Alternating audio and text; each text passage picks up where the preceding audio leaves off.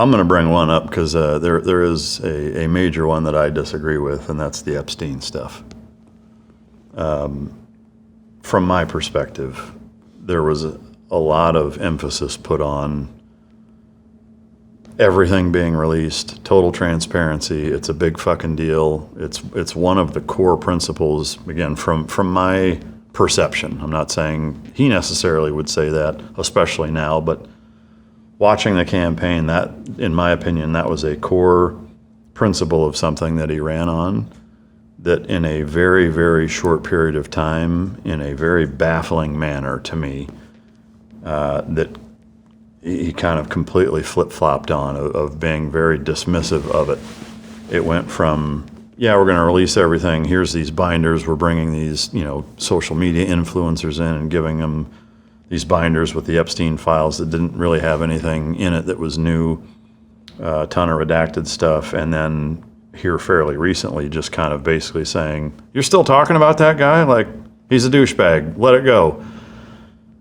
To me, there's an inconsistency there, and I think, and I'll be the first to admit, like, I support most of what he does, not all of it, but most of it. But I think it's crucial that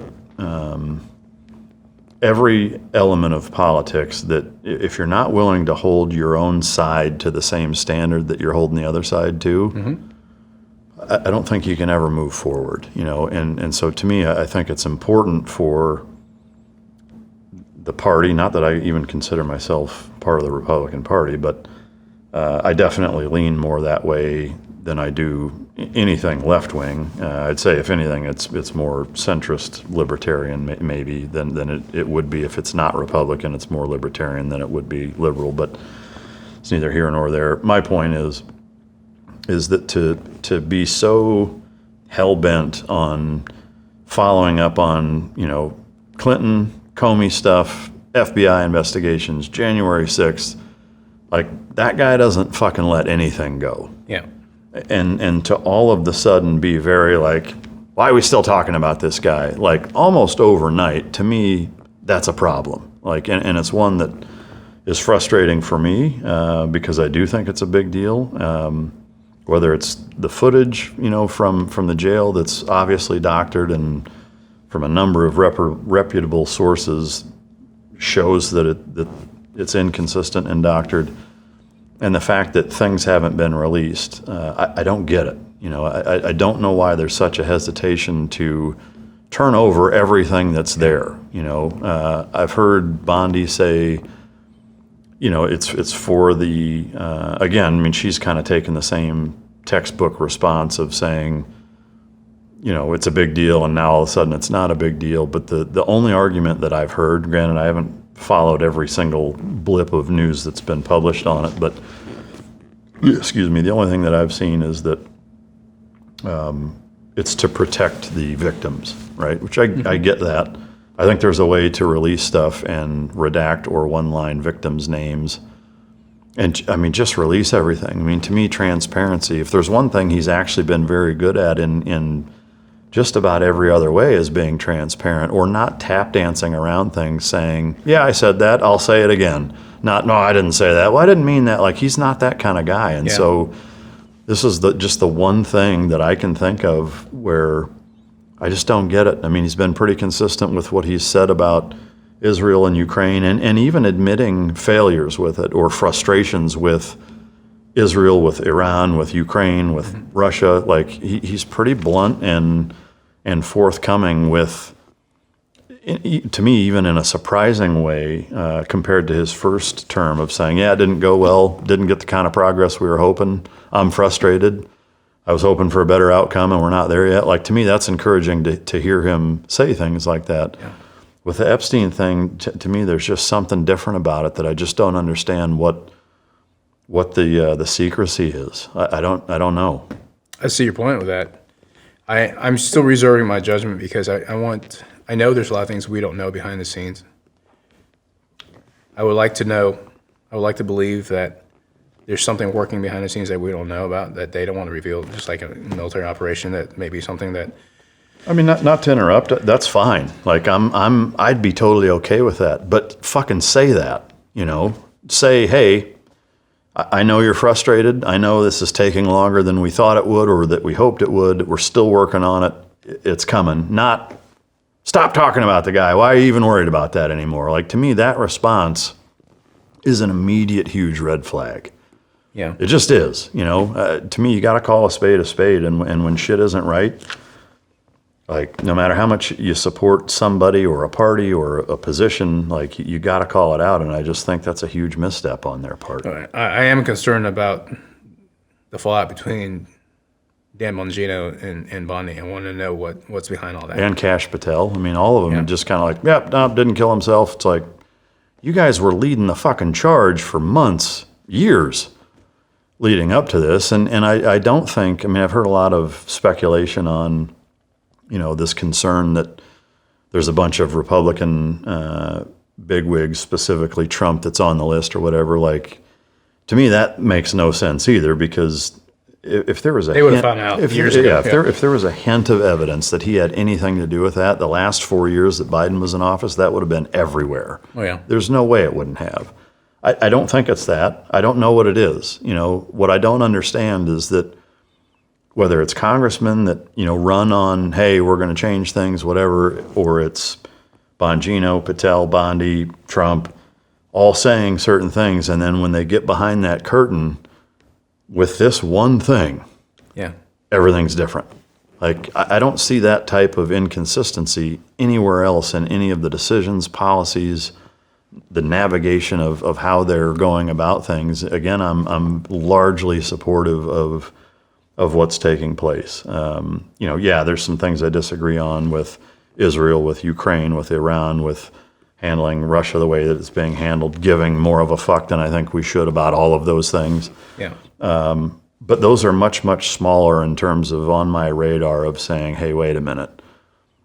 Something is not right here to have that level, that many people in these positions of authority be so heels dug in a certain way, and then now when they're in the position to actually do it, you're not saying, still working on it, bear with us, please be patient. It's, why are we still talking about this guy? It's a nothing burger, don't worry about it. Like, to me, that's a problem. Yeah, I definitely see your point on that. Yeah, I guess I'm optimistically hopeful. So I'll leave it at that. Yeah.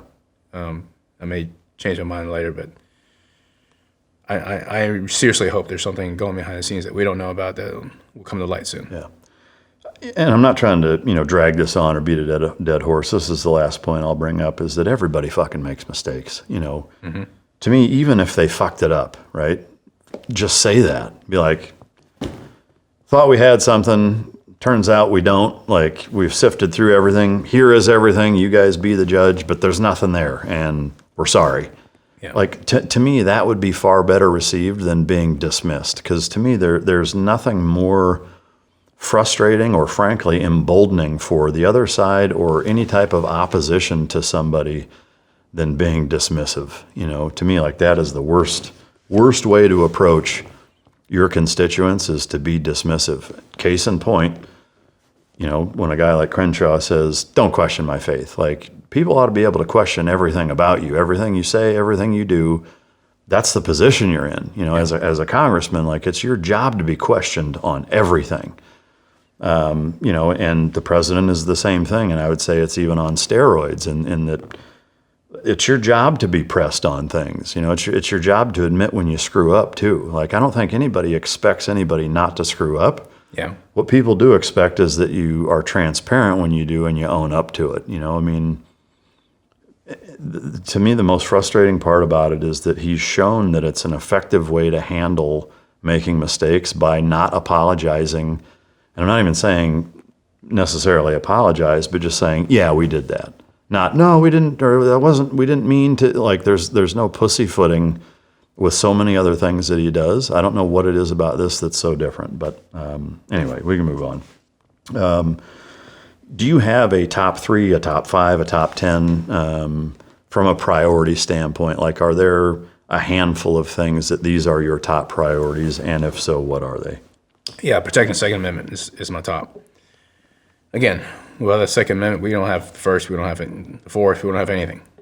A lot of people don't think, oh, well, that guy has no sporting purpose. It's got nothing to do with sporting. We didn't just fight a war against England to make sure that we have sporting rights on guns. I mean, it's to fight against a tyrannical government. So Second Amendment is one. The third is immigration. From a guy who spent 8 years to become an American citizen, wait in line and do the right things and then serve for this country. There's no cutting the line. There's no workaround protecting our borders and immigration. When you come, like I said, my dad taught me, you come to somebody's house, you respect their laws. You try to contribute. Like you get invited for dinner, you help maybe take the dishes and clean them. For me, it's about you come into this country, you left whatever country you left for a reason. Don't try to bring that same stuff that made your country fail into the United States. Be an American. Contribute to this country because that's what you want from this country. You don't just come here because you want the wealth or you want whatever it is that you're escaping from. Don't bring that here. Oil and gas, I'm against all the green initiatives. It doesn't. The Earth is constantly. Climate change is something that happens regardless of humans. It's happened for millions of years. Until we find a more reliable energy source that's affordable, oil and gas is going to be around for a long time. You shouldn't demonize it. I mean, I like to do more advanced technology and studies on nuclear energy. But until then, oil and gas is where it's at. Solar and wind are not effective at this point. And the damage they cause to the environment is much greater. People don't know this because of the narrative that's been spun out there. Law and order is extremely important as a priority. What's happened in D.C., what happened in L.A., and can't allow that to happen here in the United States. For me, I'm fighting to make sure Texas stays red because if we lose Texas, we lose the country. And we shouldn't have pockets of Sharia law in this country. Again, that's coming back to the idea of coming into this country and respecting its culture and its laws. You don't bring your own laws in here and try and enforce it in this country. You shouldn't have Sharia zones and areas. We shouldn't be selling our land to foreign nations, especially our adversaries. We don't have any land in China. They shouldn't own any of our land. So those are some of the key things I'm going to fight for from a nation standpoint. In my district, we have problems with flooding whenever there's a hurricane. Definitely focus on that. But to make us more prosperous and wealthy, by keeping the government out of our business. And a lot of the businesses try dictating, mandating that, hey, we need to cut costs here and there by price caps. And most politicians never ran a business, never owned a business, never worked in corporate sector, and they're making laws that affect that. That's the difference between Crenshaw and I. He went from Navy to become a congressman. I've worked in the corporate sector for 20 plus years, own my own business. I know what it's like to struggle to make payroll. I know what it takes to build a business. And most politicians who make these laws need to have that experience. And I'm not just talking about Dan Crenshaw, I'm talking about others too. I mean, I love everything you're saying, and I agree with all of it.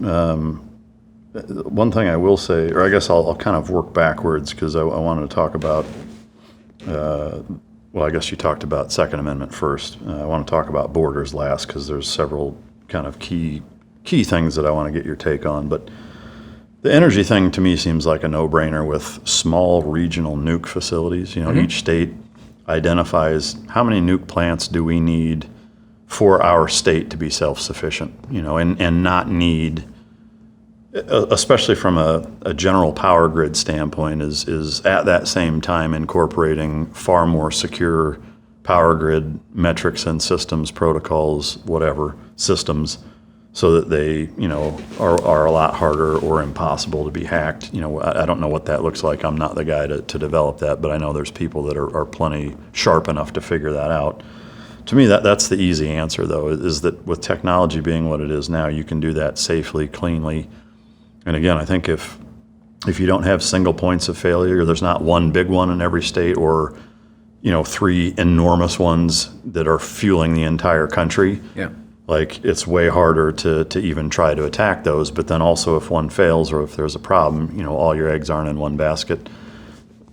I agree with the solar and wind thing. I think it's generally a gimmick, and is stepping over dollars to pick up pennies kind of mentality, especially the wind. I think solar, like on houses, makes sense. In some ways. Again, maybe not if you get the regional nuke facilities in every state to cover down. But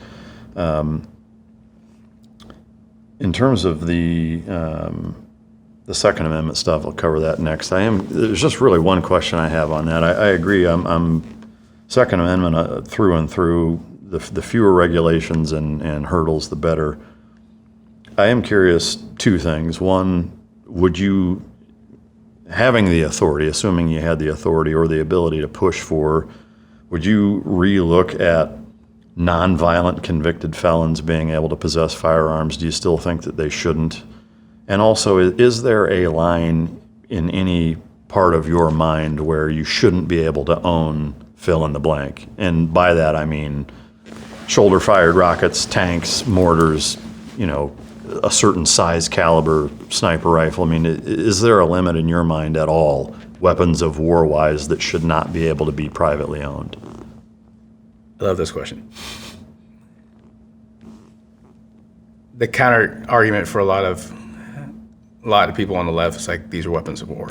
You're damn right they're weapons of war. That's what the revolution was about. It's a war. Yeah, they didn't have what we have now, but they used what were weapons of war at that time. As far as Biden's statement, like, how can you fight the United States with F-16s and F-15s with your rifle? Well, you and I know insurgents with flip-flops and man dresses did very well against developed coalition nations in that. It's the ability for the citizen to make sure that the government doesn't have overreach. And as far as, like, the weapons you're talking about, you and I know the steps it takes to get those weapons, to acquire those weapons, like, for example, suppressors or machine guns, and they're very cost prohibitive. So the best analogy is that you're not going to rob a bank with a Ferrari that you bought. Okay, so you're not going to spend $100,000 on a machine gun that took you 6 months to get to do some sort of crime with. As far as owning a tank, I know those are probably in the millions. And you're probably not going to do anything illegally with that. And if you do, if you have a tank, it doesn't matter. We can take out a tank pretty quickly if you decide to do something wrong with that. Aside from nuclear weapons or chemical weapons or biological, basically weapons of mass destruction, I think the citizen who is law-abiding should have the ability to, and most do, have the ability to buy a tank if they want to, or an attack helicopter or a jet. I don't disagree. I mean, I've had that. There's been plenty of people that, in the process of navigating political campaigns, of having well, no, not those. Like, I'm okay with small arms up to this caliber, but anything above that, no. Like, and I agree. Like, it's kind of an all or nothing thing, and yeah. I agree 100% with your thought process on weapons of war. Is that, whether it's a revolution or whatever, anything in that realm, like, it's all bets are off. And I think you need to allow people to do or have what they want to have. I know that that's not a popular opinion with a lot of the country, but whatever. That's my opinion. Another unpopular opinion from my standpoint is to eliminate gun-free zones, including schools. Yeah. Because gun-free zones are target-rich environments. Yeah. I mean, if a person is willing to commit felony and murder, they're not going to care about a misdemeanor charge of having a weapon where you're not supposed to. Yeah. Well, that and two, I think they specifically target gun-free zones because they know it's going to be a softer target. I think it's really a backwards way to look at it. I think. I mean, I think exudes ignorance, you know. I think teachers should have the option to Yeah. carry, and if they decide to carry, they should have also advanced training. Not force anybody to carry, because once you carry, you have that responsibility, extra responsibility. Yeah. Yeah, I don't disagree with any of that. From a constitutional carry standpoint, do you subscribe to that there needs to be some base level of certification to be able to carry concealed, or just, you know, everyday carry whatever you want? Yeah, Similar to, say, a driver's license? yeah. To me, I mean, for me, I'm always pushing that people should train more. yeah. I mean, so am I. Not just for legality of it, but just for your own safety Yeah. and your effectiveness when somebody's coming after you or your family. Yeah. You want to be able to hit your target. Yeah, and I think, you know, even the driver's license thing, I don't think is quite the analogy I would use for a what is it, a Class A, a normal, just regular driver's license. I think the commercial driver's license is the better analogy. Yeah. You just saw this here in Florida recently, where that, you know, illegal did a U-turn and killed a family of 3 or whatever, and that, as kind of a classic example, is that, you know, I do agree that, you know, to carry everywhere, there's got to be some sort of, you need to at least be able to exhibit some level of proficiency. To me, the trouble with that, and I'm not saying I'm against it necessarily, I am for it, but where I see the biggest hurdle is, what is that level of certification? But more importantly, who's deciding what that level of certification is? I think that's the hardest part with that, you know, because that's a similar issue with, you know, the red flag stuff, or any type of national gun registrations, is that for the people that are for that, I would just ask who is deciding when somebody checks enough boxes to take their guns away from them. And to me, that's the slippery slope that you can't ever escape once you open that door. Yeah. So while I am for some level of training, I don't know how to navigate what that level is and who's deciding what that level is. You know, who picks, who decides what that level is. You know, I think that's the hardest part with that. Do you have any thoughts on that? You would definitely want to develop a think tank to develop that group. It should be a group. It shouldn't be just, you know, a singular entity with some checks and balances. But, you know, there definitely needs, again, I think everybody needs some extra training. Just be able to not negligent discharges. Yeah. And understand the basic 4 rules of gun safety, but also being able to engage targets. Yeah. So it's just like a basic pistol course. You know, I will be comfortable with people going on a basic pistol course where you're shooting 1,000 rounds, you know, through the weekend. You know, it's from a reputable trainer like Paul Howell, Jim Smith, you know, CAG guys. There's a lot of great companies with former special operations trainers that can give you a 1-day course. Yeah. Again, I don't disagree with any of that. You know, where will we get the money for that? I would tell you $40 billion not going to another country would definitely help with For sure. some of that.